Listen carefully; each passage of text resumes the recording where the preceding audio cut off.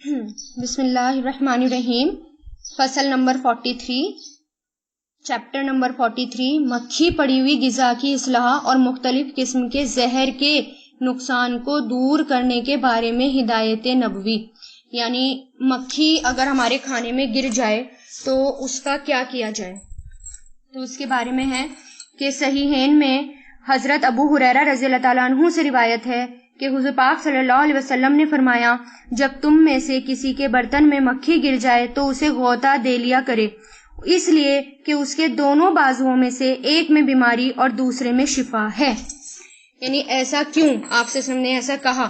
یعنی اگر مان لیجیے آپ چائے پی رہے ہیں یا آپ پانی وغیرہ پینے کے لیے بیٹھتے ہیں، اتنے میں ایک مکھی آ کر گر گئی تو اس وقت پھر کیا کریں؟ تو اس کا طریقہ کیا بتایا آپ صلی اللہ علیہ وسلم نے کہ پہلے مکھی کو اس کو اور ڈپ کر دو، ڈپ کرنے کے بعد یعنی انگلی سے ڈپ کر کے اور واپس اس کو نکال کر اور پھینک دو، اور پھر اس کے بعد وہ چائے یا پانی وہ پیا جا سکتا ہے. اب دیکھیں کہ مان لیجیے اگر ہم ایک خوشگوار ماحول میں ہیں، یعنی اس حدیث کے پیچھے بہت بڑی حکمت ہے کہ مان لیجیے اگر آپ ایک خوشگوار ماحول ہے آپ کا، ٹھیک ہے، آپ کے پاس پیسہ ہے، آپ کے پاس سب کچھ ہے، آپ نے پانی پینے کے لیے بیٹھے، آپ دودھ پینے کے لیے بیٹھے، مکھی گر گئی تو آپ کیا کریں گے؟ اس کو پھینک بھی سکتے ہیں، کوئی فرق نہیں پڑے گا. یا چائے پینے بیٹھے تو چائے، ایک کپ میں چائے گر گئی اور آپ نے اس کو پھینک دیا اور آپ نے دوسری بنا لی اور آپ نے وہ چائے پی لی، یہ خوشگوار ماحول ہے. لیکن کبھی انسان ایسے حالات سے بھی دوچار ہو سکتا ہے کہ اس کے پاس صرف زندہ رہنے کے لیے ایک ہی کپ ہو یا تھوڑا ہی پانی ہو یا پھر تھوڑا سا ہی دودھ ہو، اس کے پاس ایسا ماحول، ایسی جگہ وہ جا کر پھنس جائے کہ اس کو صرف ایک ہی کپ ملے، اس سے زیادہ اس کو ملے ہی نہیں.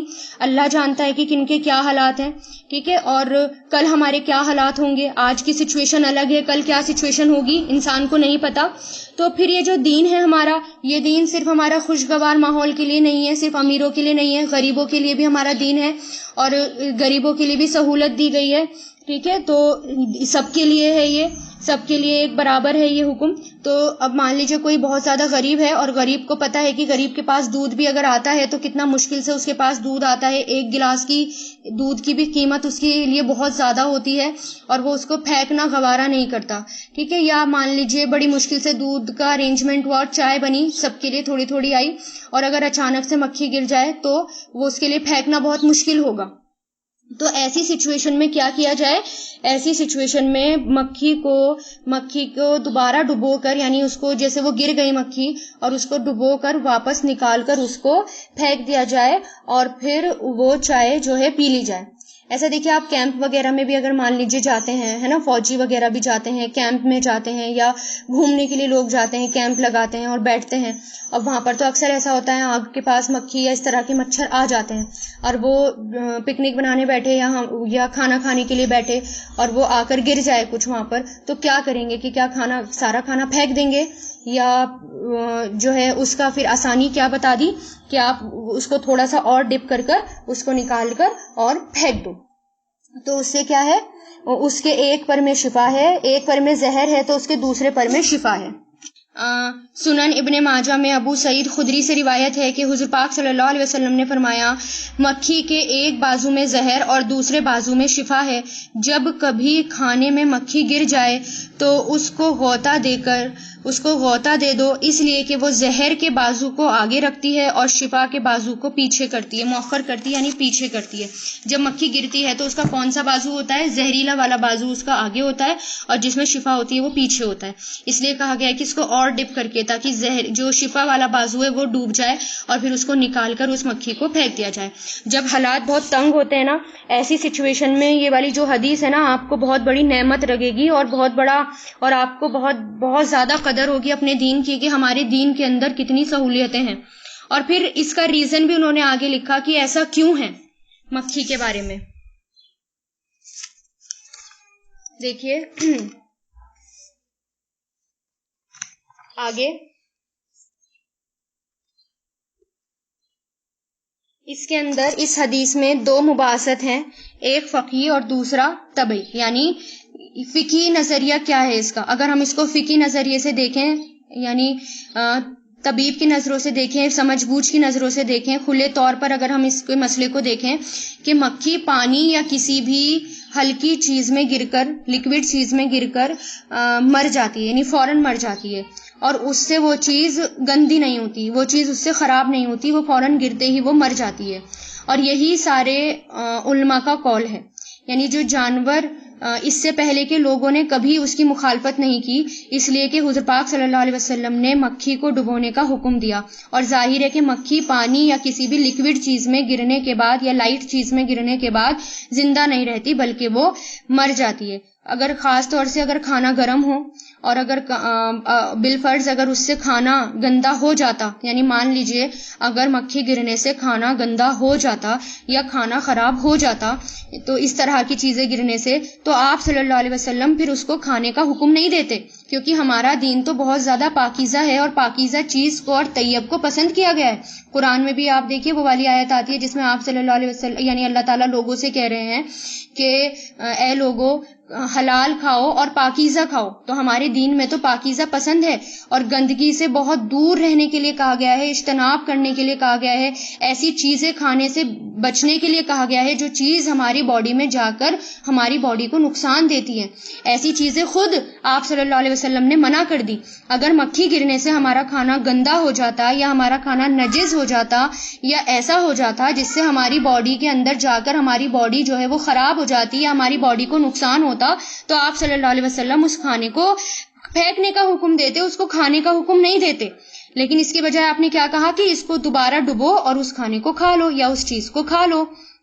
اب مکھی کے اندر یعنی اس میں مکھی میں یعنی ایسی چیزیں بھی آ جاتی ہیں جیسے شہد کی مکھی، بھڑ کی مکھی وغیرہ اس حکم میں آ جاتی ہیں. یعنی اگر یہ سب چیزیں گر جائیں تو نکال کر اس کو پھینک کر اور اس کھانے کو کھایا جا سکتا ہے.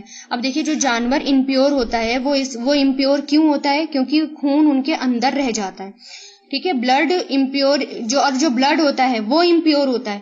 اور جو یہ مکھی وغیرہ ہوتی ہیں، ایک تو یہ کہ انسیکٹس ہوتے ہیں جتنے بھی، ان کے اندر بلڈ ہوتا ہی نہیں ہے. ٹھیک ہے، اتنا بلڈ ان کے اندر ہوتا ہی نہیں ہے کہ جو انسان کو نقصان پہنچائے. ٹھیک ہے، اور پھر یہ کہ جب وہ گر جاتی ہے اور گرتے ہی مر جاتی ہے فوراً، تو بلڈ تو پھر بھی باہر نہیں آتا. اور امپیورٹی کس کے اندر ہوتی ہے؟ امپیورٹی بلڈ کے اندر ہوتی ہے. اس لیے کہ اس کو کھانے کا حکم دے دیا گیا. اور جب ان کی موت واقع ہو جاتی ہے تو وہ خون اندر ہی رہ جاتا ہے بدن میں، یعنی جو تھوڑا بہت ہوتا ہے ہلکا پھلکا سا بھی ہوتا ہے انسیکٹس کے اندر، تو وہ اندر ہی رہ جاتا ہے اور وہ باہر آتا ہی نہیں ہے. تو اس لیے وہ کھانا جو ہے کھایا جا سکتا ہے. جتنے بھی اتباع ہیں یعنی طبیب ہیں، ڈاکٹرز ہیں، انہوں نے مکھی میں زہریلی قوت کو تسلیم کیا. یعنی مکھی کے اندر زہر ہوتا ہے، تھوڑا بہت زہریلی طاقت قوت ان کے اندر ہوتی ہے. اور یہ ہمیں کس سے پتہ چلتا ہے؟ ان کے ورم سے.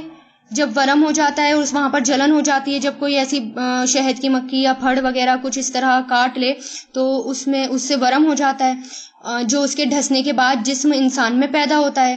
تو اس کے بازو ہتھیار ہوتے ہیں، اس کے ڈبونے سے تکلیف دہ چیز گر جاتی ہے تو دوسرے بازو سے اذیت دینے والی چیز کا بچاؤ کیا جا سکتا ہے. یعنی اللہ تعالیٰ نے ہی کوئی ایسی تاثیر رکھی ہے اس کے اندر، اور کہ اللہ ہی جانتے ہیں بہتر، ایسی تاثیر رکھی ہے کہ اگر جب وہ گرتی ہیں ایسی چیزیں تو ایک بازو میں جب ان کے ڈنک کی وجہ سے یعنی ان کے زہر کی وجہ سے وہ گندی ہو جاتی ہے چیز، تو جب دوسرا بازو اس کو ڈبو دیا جاتا ہے تو وہ چیز اس میں شفا ہو جاتی ہے، یعنی وہ چیز اس پہ نکل جاتی ہے، اس میں شفا ہو جاتی ہے، اس کو کھایا جا سکتا ہے، اذیت دینے والی چیز سے بچاؤ ہو جاتا ہے. اس لیے حضور پاک صلی اللہ علیہ وسلم نے مکھی کو پورے طور پر ڈبو دینے کا حکم دیا کہ زہریلے مادہ کو مادہ ترکیاک سے دور کیا جا سکے. یعنی جو زہریلا مادہ ہے اس سے جو سیپٹک اس کے اندر پہنچ گیا ہے دوسرے پر سے اس کو دور کیا جا سکے.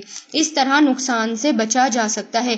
یہی طریقہ علاج نبوی ہے اور جسے آپ صلی اللہ علیہ وسلم نے بتایا ہے. اب دیکھیے اگر اس میں ہم اس کو نہ مانیں، اگر ہم ایسے طریقے سے گھن کریں کہ یہ کیسا طریقہ بتایا ہے، ایسا کیسے ہو سکتا ہے، تو دیکھیے پھر اگر یہ ایسے خیال ہمارے دل میں آ رہے ہیں تو اس کا مطلب یہ ہے کہ اب ہمیں اپنے ایمان پر بھی جھانکنے کی ضرورت ہے، ایمان کو پکا کرنے کی ضرورت ہے. کیونکہ یہ طریقہ آپ صلی اللہ علیہ وسلم کو کون بتاتا تھا؟ جبریل امین بتاتے تھے. اور جبریل امین کو کس سے پتہ چلتا تھا؟ اللہ تعالیٰ سے. تو ڈائریکٹ یعنی کون بتا رہے ہیں ہمیں یہ طریقے؟ یہ اللہ تعالیٰ بتا رہے ہیں اور یہ اللہ تعالیٰ کا حکم ہے.